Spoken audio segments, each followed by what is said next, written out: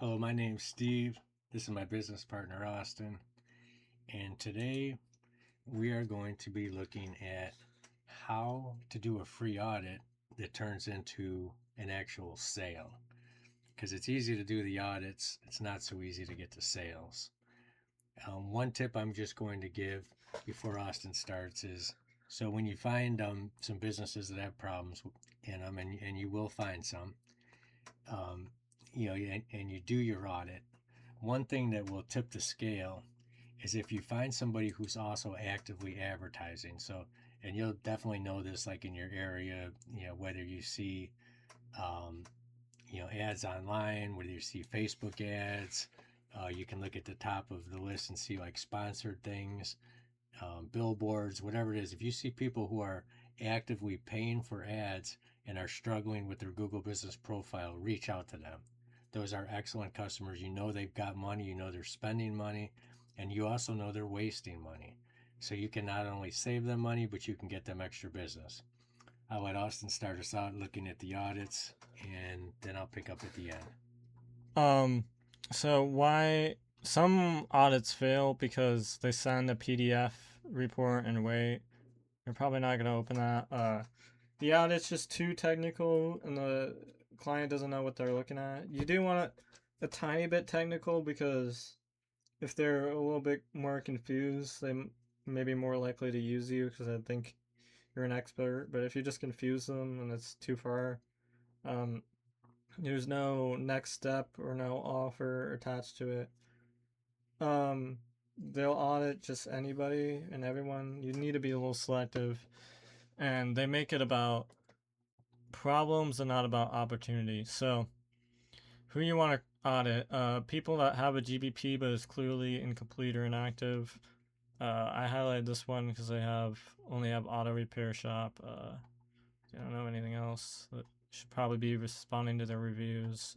Maybe posting more. They have some photos, but they have a website that looks outdated or isn't ranking. I'm gonna pick on Young's again. Hopefully, the site's alright. Um, although it's .co, I don't know about that. Are in a service industry with real local competition, such as HVAC, lawyers, dentists. Are actively trying to spend advertise money elsewhere, but so they have the budget, they're just not getting it done, They're not closing the deal. And people you can actually help and get results for, like, let's see if I can find another one. Dave's Auto Repair, although they have mixed reviews, so I don't know if you'd want to try it, but the audit itself, you want to keep it simple and visual. You don't need a long 20-page report. Just give them some categories for GPP, like reviews, responses, stuff like that, photos, posts, just website link, stuff like that. You just want to make sure it's all consistent. For the website, you want to see if it's mobile friendly, if it's got good page speed, if it's got like any SEO or call to action or local signals, or if the website even exists in some cases. So you want to deliver it in like a more personal way. A good way is a Zoom call or in person, but sometimes the business owners get sketched out by that. So just keep in mind, maybe you want to build some trust up first. You want to start with your goals. Say something like, before I show you what I found, what's your biggest challenge in getting clients? Something like that. Are you available to get more clients? Walk through your findings that you had in your audit. Here's a good way. Translate problems into lost revenue. Say, oh, since you don't have a website, you're not ranking even close to the top three. Top three is getting all the traffic, all the money. You might be missing out on, I don't know, like dozens of customers per month. I mean, it really depends on the industry. There's no exact science so that you can break it down, but you can paint a picture of like what they're losing out on, and you can also help them visualize how you can fix it, and then try to make the offer, but not like push it on them. No one likes to be pushed stuff.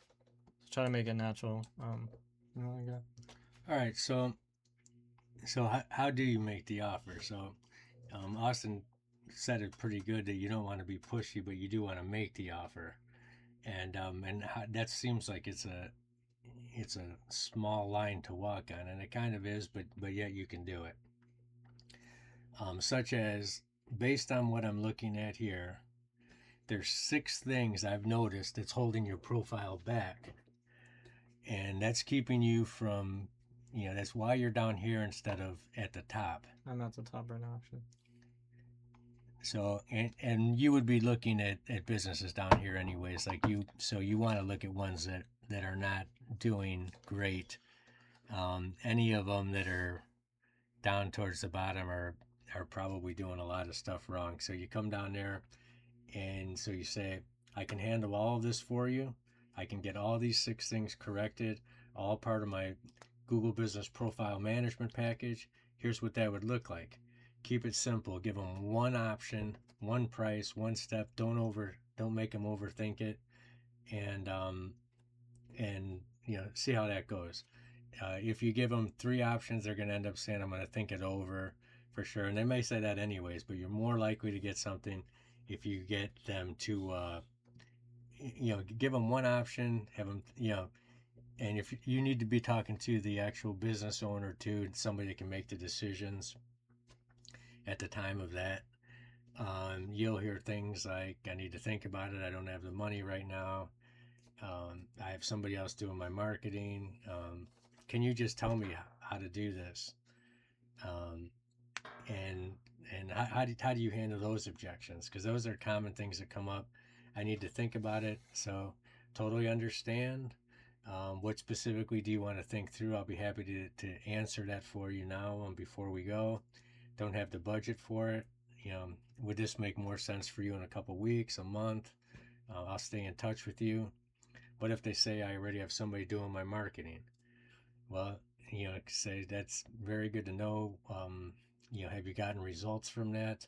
I'd be happy to give you a second opinion on an audit at no charge, because you already know they're not doing a good job. Can you just send me what to fix? I can, you could say, but most business owners are going to struggle implementing it. Similarly, if I had something wrong with my engine and you told me how to fix it, I probably wouldn't be able to do it right. You could put it that way, and that makes sense to people. That's basically, in a nutshell, how to get all this stuff done. You also want to do some follow-ups. So after you've had like your day 1 opportunity with them, maybe 2 days later, try to reach back a couple of days after that. So the more times you try to reach out, the better luck you'll have. And make sure when you're doing like a Loom video, that this is what I would recommend for most of these, just a quick Loom video.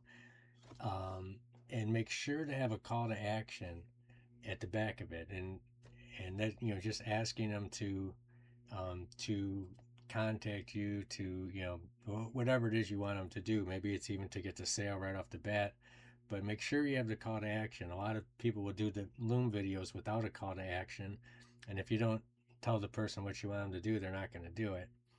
So that's about all we've got today.